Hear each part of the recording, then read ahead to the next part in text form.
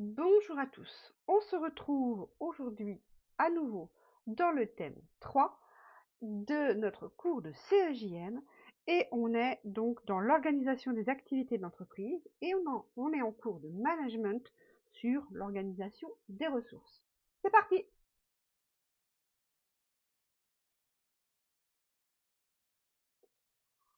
Première notion que nous allons examiner, c'est la notion de processus.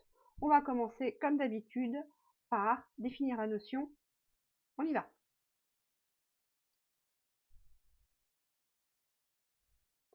Alors, on va commencer par définir la notion de processus. Donc vous l'avez sous les yeux, c'est un ensemble d'opérations permettant d'aboutir à un résultat.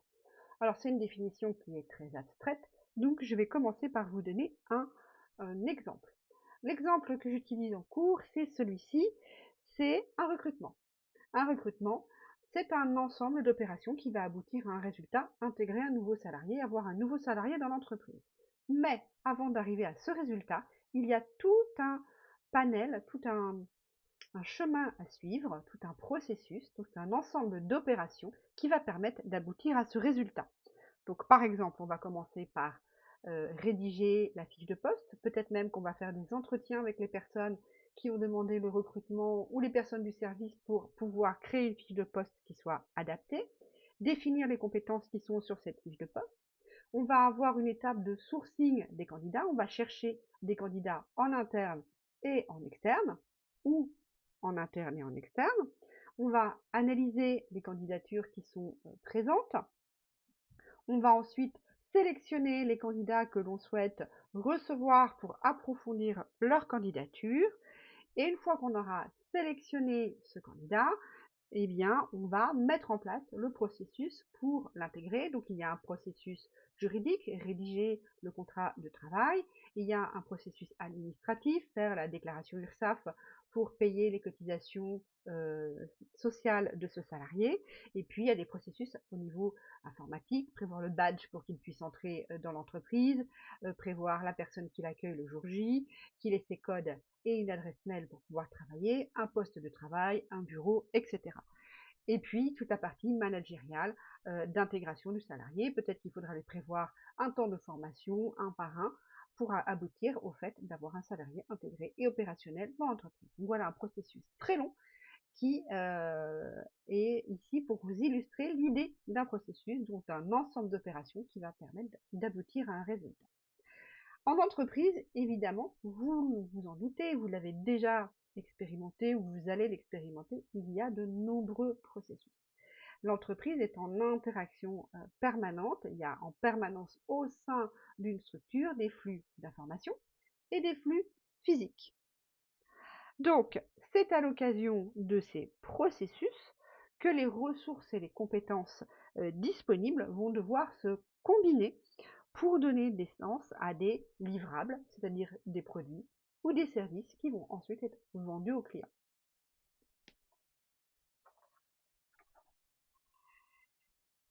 Il existe en France une association française de normalisation qui s'appelle AFNOR, Association française de normalisation, et c'est notre référence concernant les processus, et l'AFNOR définit en fait et distingue trois types de processus.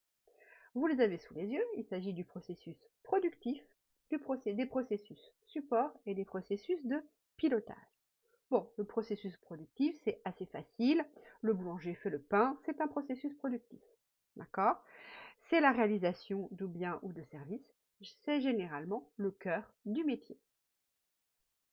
Les processus support, ce sont toutes les activités de soutien. Vous vous rappelez, quand on a vu les types de structures, on va le revoir, il y a la matrice de Mintzberg qui explique, et quand on a vu la chaîne de valeur également, on l'a vu, qu'il y a des parties de l'activité d'entreprise qui sont là pour soutenir le cœur de métier, soutenir l'activité.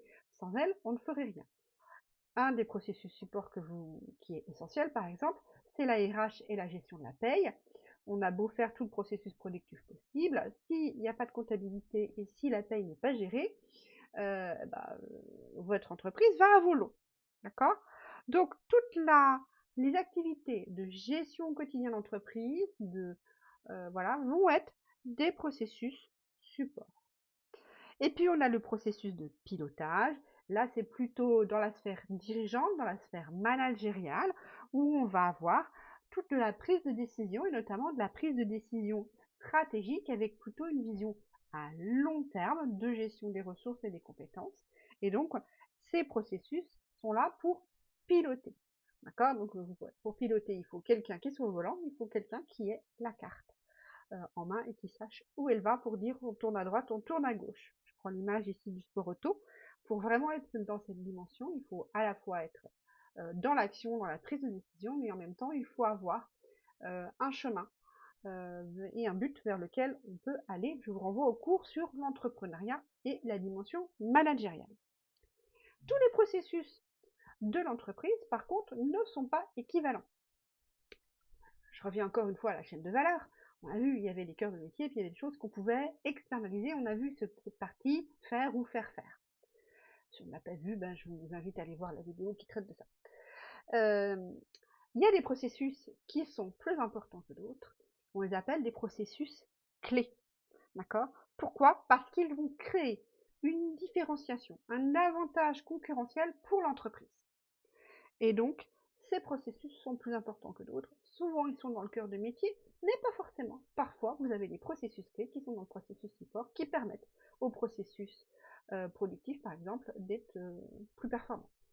Donc, il y a un travail qui est fait par le pilotage et par la direction, d'identifier les processus clés pour pouvoir, j'ai envie de dire, veiller un peu plus sur eux, puisque ce sont eux qui vont permettre à l'entreprise d'avoir un avantage concurrentiel, et on sait qu'aujourd'hui, se différencier, c'est essentiel.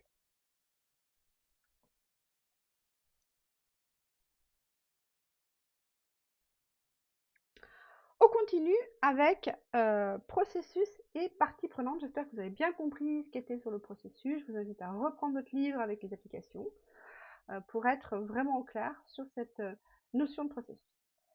La notion de partie prenante, on l'a déjà vue, je vais la rappeler quand même. Donc l'auteur à mobiliser ici, c'est Edward Freeman. Et la définition qu'il donne de la partie prenante, c'est tout groupe ou tout individu qui peut affecter ou être affecté par les objectifs de l'organisation. Les parties prenantes, elles ont donc un rôle de contre-pouvoir, elles peuvent peser sur les processus. Et donc, grâce ou à cause, tout dépend de notre point de vue, des parties prenantes, les processus peuvent évoluer dans l'entreprise et on va avoir cet échange. On ne fait pas son processus tout seul dans son coin. L'entreprise n'est pas une boîte noire isolée de son environnement, mais bien un système avec des connexions à l'extérieur, des connexions à l'intérieur et un système qui bouge. Imaginez, vous savez, ces jeux d'enfants où on connecte et où ça bouge à l'intérieur. Je n'ai pas ça à vous montrer là sous la main, mais voilà, ces jeux où on a des connexions et quand on presse sur quelque chose, eh bien, ça va avoir un effet sur l'ensemble. Donc, imaginez bien l'entreprise, non pas comme une boîte noire, toute seule, dans son coin, qui fait ses processus et puis ne s'occupe pas du reste, mais bien comme un système qui va être semi-ouvert, d'accord, et qui va avoir quand même des connexions donc internes et des connexions à l'extérieur. Et donc là, les parties prenantes peuvent peser. Et elles vont peser donc sur ce qu'on appelle la RSE, hein, ces fameuses responsabilités sociales, sociétales et environnementales.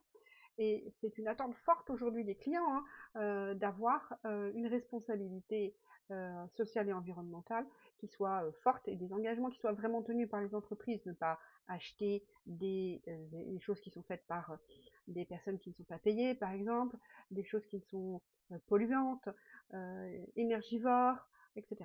Donc, il va y avoir un arbitrage à faire de la part du dirigeant entre satisfaire toutes les attentes des parties prenantes, c'est pas toujours possible, techniquement et surtout financièrement. Car le dirigeant qui va faire cet arbitrage, ou les dirigeants, tout dépend de l'entreprise, il peut y être plusieurs, eh bien, il faut quand même assurer la pérennité de l'entreprise, donc assurer sa rentabilité. Donc vous voyez, on a une espèce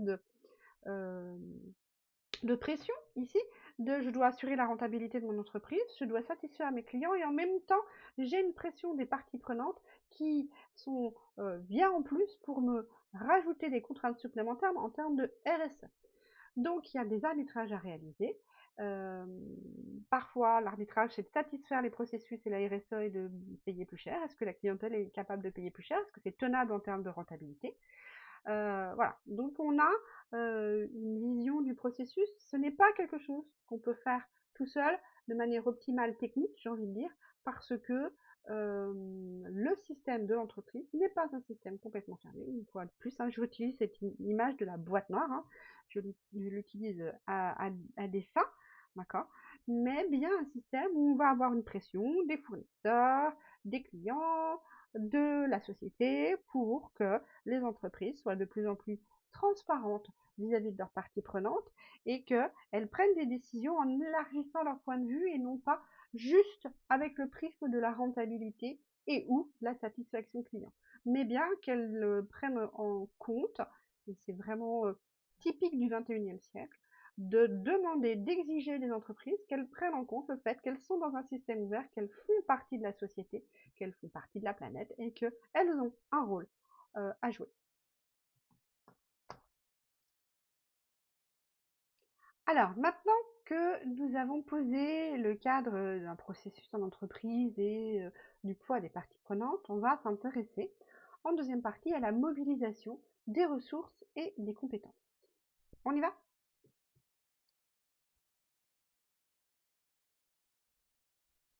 Alors, qu'est-ce qu'une ressource?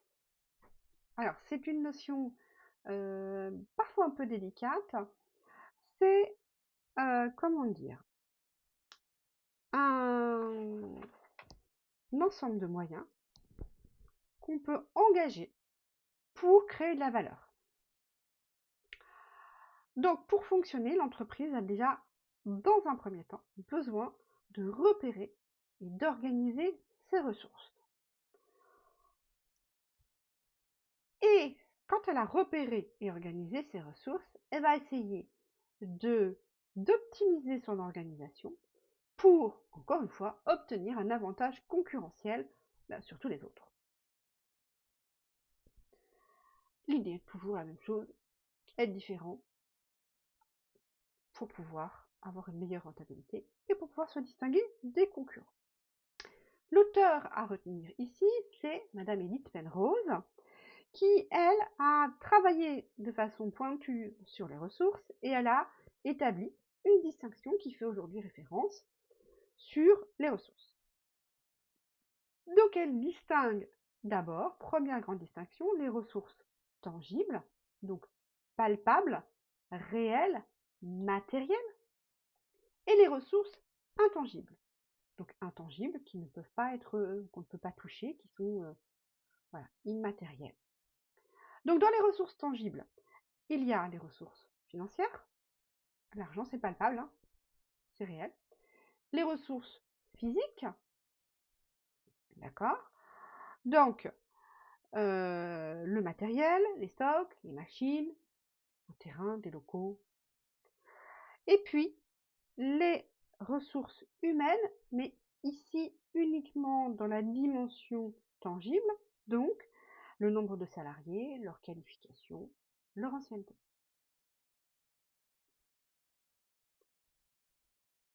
Dans les ressources intangibles, on va retrouver des ressources technologiques, comme par exemple être détenteur d'un brevet, avoir un service de recherche et développement.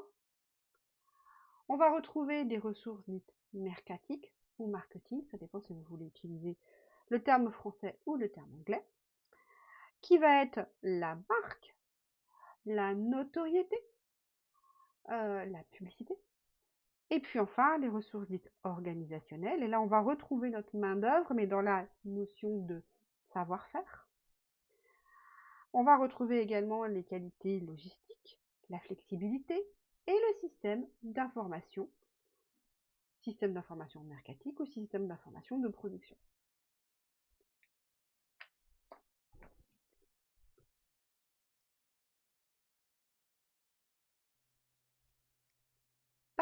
chapitre 2, les compétences de l'entreprise. Alors, première chose, on va définir ce que c'est qu'une compétence. Donc, c'est une pratique ici professionnelle qui va être acquise et qui va avoir 3 dimensions. Première dimension, du savoir, des connaissances, du savoir-faire, donc une exécution, et un savoir-être. Donc, ce sont le minimum, en tout cas, qui constitue une compétence. Et donc, ces 3 éléments mis ensemble vont donner une compétence professionnelle. Une compétence, en tout cas, utilisable sur le marché du travail. Et donc, ces compétences, c'est très important de se dire qu'elles doivent évoluer, elles vont grandir au fil de la vie, et les besoins en compétences des entreprises également vont changer. Donc, la compétence du salarié ou des salariés, des collaborateurs, va évoluer tout au long de la vie professionnelle par imprégnation ou par formation professionnelle. Donc, c'est important de vous dire que là, vous êtes en train d'acquérir de la compétence et qu'au cours de votre vie professionnelle, vous allez devoir développer et actualiser vos compétences professionnelles. On considère en management qu'il y a 3 catégories de compétences. Donc des compétences dans l'entreprise, d'accord, de ce point de vue-là, non pas de point de vue de moi, mes compétences en tant que personne, mais bien du point de vue de l'entreprise qui va regarder de quelles compétences elle a besoin pour fonctionner dans son système ou semi-ouvert qui bouge. D'accord? Donc, 3 catégories, donc des compétences professionnelles, d'accord, des savoir-faire qui distinguent l'offre de la concurrence. On va avoir la compétence organisationnelle, une expérience technologique qui va permettre d'assurer une certaine qualité, une flexibilité, une rapidité. Et puis des compétences commerciales, de management de marque, d'avoir des brevets, des partenariats, de qualité de distribution. Et ces compétences, elles peuvent être individuelles ou collectives. Et c'est ça qui va créer un ensemble de compétences pour l'entreprise. D'accord ? Ici, les auteurs à retenir, ce sont 2 co-auteurs, Hamel et Prahalad. Et Hamel et Prahalad ont démontré, ils pensent, que toutes les compétences ne se valent pas. Tiens, c'est rigolo, ça ressemble curieusement à ce qu'on a vu tout à l'heure concernant les ressources, et notamment les fameuses ressources clés. Eh bien, de la même manière, Hamel et Prahalad distinguent les compétences dites fondamentales pour l'entreprise. Il y a des compétences qui vont avoir donc plus de valeur pour l'entreprise. Elles vont avoir plus de valeur aux yeux des clients. C'est une compétence qui est rare et difficile à imiter et elle est transposable. On peut l'utiliser sur un autre marché où elle va permettre à l'entreprise d'accéder à un autre marché. Typiquement, on va utiliser, je vais utiliser ici l'exemple d'Apple, qui initialement faisait exclusivement des ordinateurs de type PC, donc Personal Computer, et qui a transposé leurs compétences fondamentales du Mac, qui était le produit de base, vers un téléphone intelligent qui est le smartphone, qui s'est développé, et vers la tablette, qui est un autre produit qu'ils ont développé. Donc ils ont développé leur marché à partir de leurs compétences fondamentales, qui avaient de la valeur aux yeux des clients, qui étaient difficiles à imiter. Ils ont été imités, ils sont toujours imités, mais toujours avec un temps de retard, et qui étaient transposables sur d'autres marchés. Voilà, par exemple, les compétences fondamentales d'Apple.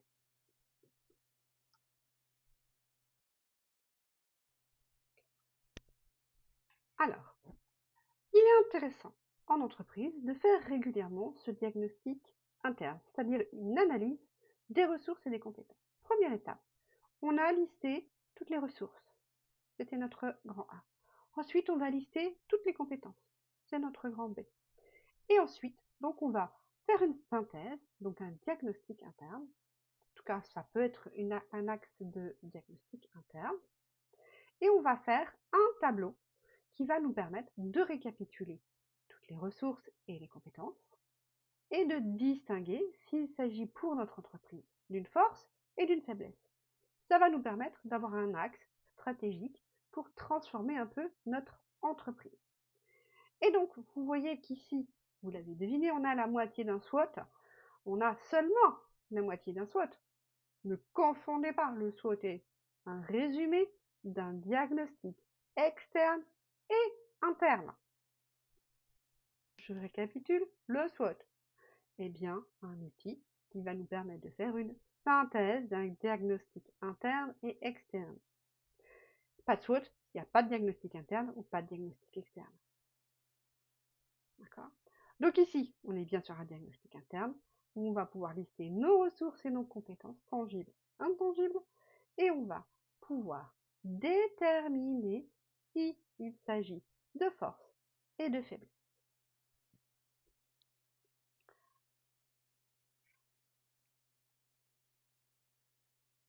Quand on a fait ça, on peut examiner d'une autre manière nos ressources et nos compétences.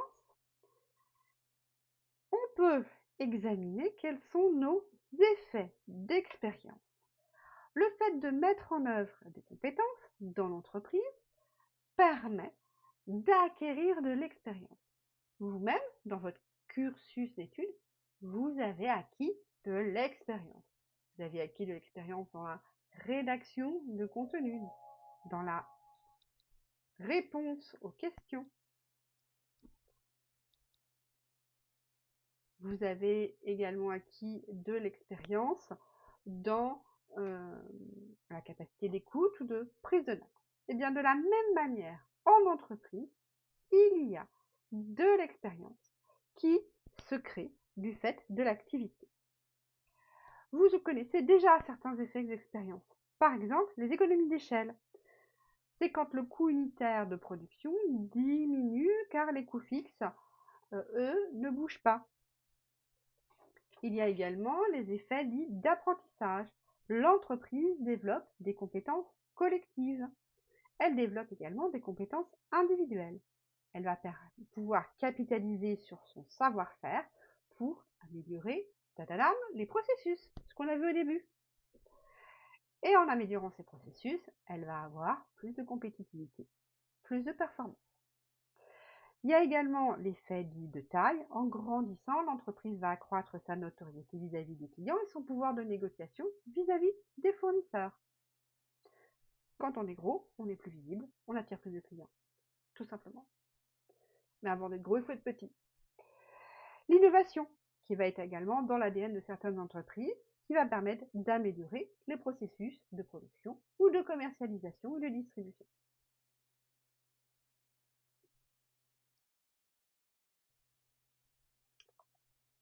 Nous arrivons maintenant à notre troisième partie, l'organisation des ressources et des compétences. On y va!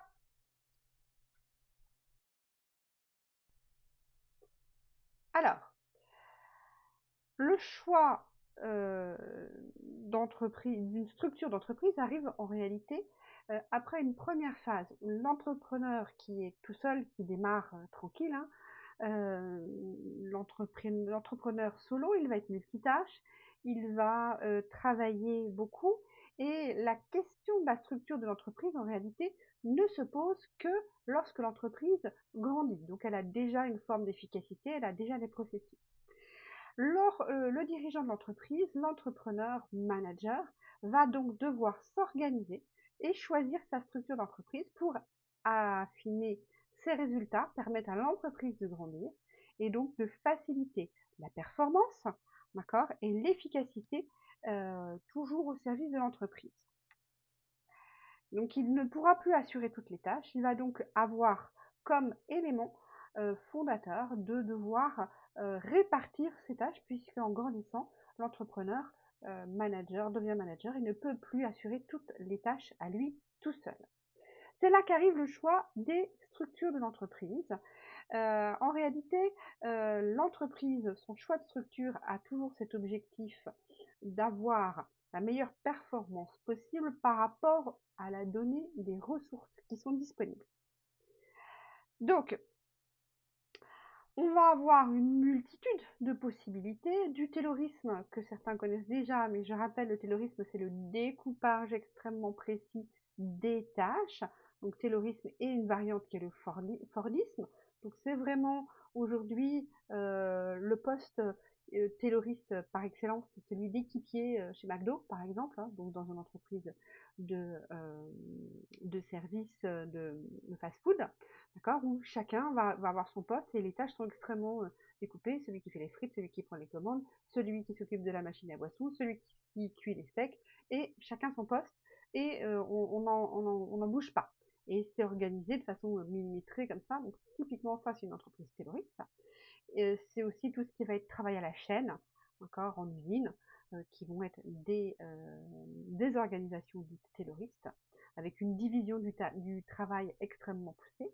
Et puis on a à l'autre extrémité du spectre l'entreprise libérée, c'est-à-dire une entreprise où il n'y a plus de hiérarchie, où chacun est autonome dans ses tâches, où la coordination se fait naturellement. Bref, ça c'est quand même assez rare. Il y a même des entreprises très libérées qui vont jusqu'à ne plus donner d'horaire ou à laisser la possibilité à leurs salariés de prendre leurs congés comme ils veulent, quand ils veulent. Voilà, ça peut être l'entreprise complètement libérée avec une grande autonomie. Plutôt des entreprises qu'on va retrouver dans les pays du Nord. Quelques entreprises au niveau du paysage français, mais c'est assez peu français. En France, les entreprises sont encore assez attachées à la hiérarchie. Eh bien, entre la division du travail très poussé, tayloriste, du fast-food et l'entreprise complètement libérée, où on n'a pas d'horaire, on pose ses congés quand on veut, du moment que le travail est terminé, et on a un travail en plus en autonomie, voire en équipe, et où on s'organise comme on veut, ben, il y a une multitude de possibilités. Et donc, les entrepreneurs ont des tas de manières d'organiser leurs entreprises. Donc, on va retenir deux critères fondamentaux: une division des tâches qui va être plus ou moins importante, et une centralisation des décisions, donc en haut de la hiérarchie, donc plutôt vers le dirigeant, qui va être plus ou moins importante. Et donc, on va avoir une multitude de critères en fonction de de possibilités en fonction de ces deux critères, plus ou moins de division des tâches et plus ou moins de centralisation des décisions. Je vous ai fait une fiche ressource très détaillée sur les auteurs et sur les différents types de structures qui sont possibles. Donc je vous invite à y retourner et à redétailler avec ces critères les différents types de structures, car ici je ne vais pas vous décrire tous les types de structures, car en réalité il y en a une multitude.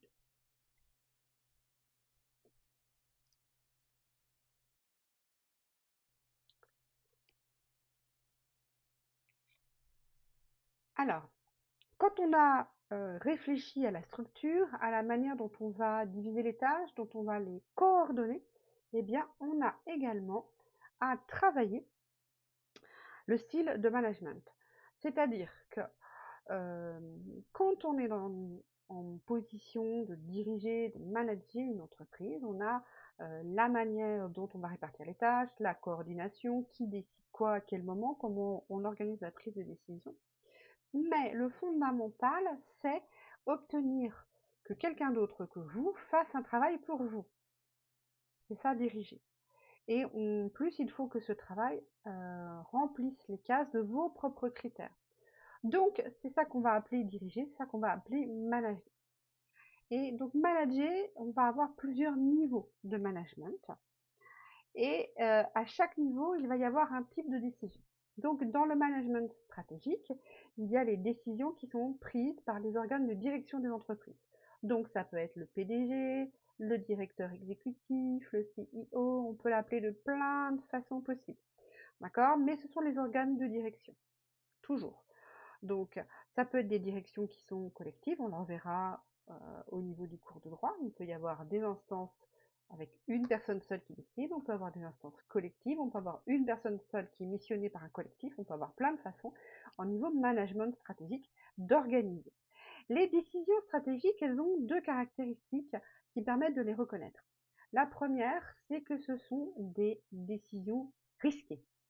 Elles ont un risque important pour l'entreprise, elles sont irréversibles et elles engagent vraiment l'avenir de l'entreprise. Et ce sont des décisions sur du long terme. Long terme, c'est au minimum 5, 10, 20 ans. Donc, comment reconnaître une décision de management stratégique? C'est une décision risquée, irréversible et qui engage l'avenir à long terme. Deuxième niveau, le management dit tactique. Le management tactique, lui, ce sont les décisions qui sont prises par les managers intermédiaires. D'accord? Donc si vous représentez une pyramide hiérarchique, vous avez tout en haut le top management qui prend des décisions stratégiques. Entre, vous avez des managers qui vont redonner des impulsions, qui ont le pouvoir de prendre des décisions tactiques. Donc une décision tactique, elle est réversible, elle est plutôt coûteuse et on est plutôt sur une durée de moyen terme. D'accord? Donc moyen terme, 1 à 5 ans. Et ce sont eux donc qui vont prendre ce type de décision. Et comment on va reconnaître une décision qui n'est ni tactique, oh c'est dur, ni stratégique? Eh bien, ce sont des décisions de management opérationnel. Donc, ce sont les managers de proximité qui vont prendre ces décisions et donc ils sont eux en contact direct avec les personnes qui exécutent les fonctions principales de l'entreprise. Et donc, une décision opérationnelle, elle est peu risquée, peu coûteuse, et elle est facile et réversible, et elle est à court terme. Donc, chaque manager va développer un style de management, et comme pour les styles, les styles de structure, les types de structure pour organiser l'entreprise, je vous ai fait, et c'est à suivre, vous avez une fiche ressources extrêmement détaillée qui détaille tous les types de management, en tout cas ceux qui sont attendus par le référentiel en CEJM. Et donc, je vous invite à aller retravailler les styles de management et à les connaître par cœur en fonction de comment on divise les tâches, comment on coordonne, qui prend la décision. Vous allez voir, on retrouve des éléments qui sont en lien avec le type de structure. On en a terminé avec cette partie. Merci pour votre attention.